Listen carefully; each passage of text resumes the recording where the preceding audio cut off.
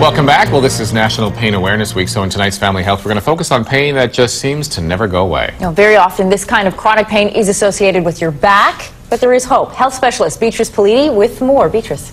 Well, this type of back pain often leaves patients just feeling desperate for relief. Very often, they've tried just about every kind of treatment available, and nothing seems to work. But in this third part of our special series on pain, we find two very important success stories. So we're going to bring you back down to a horizontal position. We're going to tighten up the harness here. Arden Tatry could hardly believe it. Put knee support underneath you. Medication didn't help.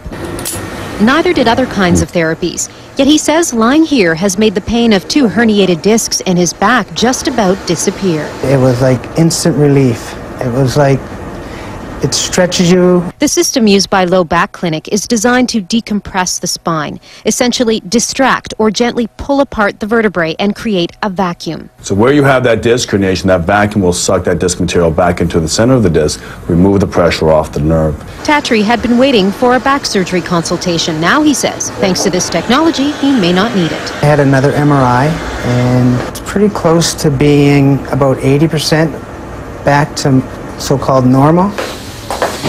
For Stephen Yates, I'm gradually learning to use it. It is this little piece of technology that has changed his life.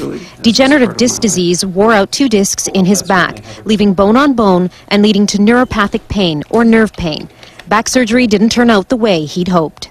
In the long run, it actually made my pain worse, particularly in my legs. Until he had a spinal cord stimulator implanted. This is the controller unit. It's like a remote control, and as I increase the amount, this sensation of tingling goes down the leg. This is how it works. Electrodes are placed against the spinal cord and connected to a battery, which is placed under the skin. The electrodes interfere with the way signals are delivered and received by the spinal cord and brain. This means that if you have an ongoing, burning, searing kind of pain down your leg, oftentimes by stimulating the spinal cord, one can achieve masking of that severe pain sensation. It's allowed Yates to actually sit through a whole movie or dinner, given him extra hours where he can be on his feet. I have to stress that it's not a cure, and it was never sold to me as a cure. It's another tool to deal with pain. Dr. Hadai at the Krembil Neuroscience Center, along with her specialized team, implant about 20 stimulators a year. There are only a handful of neurosurgeons with the specialized skills to do the procedure in Ontario.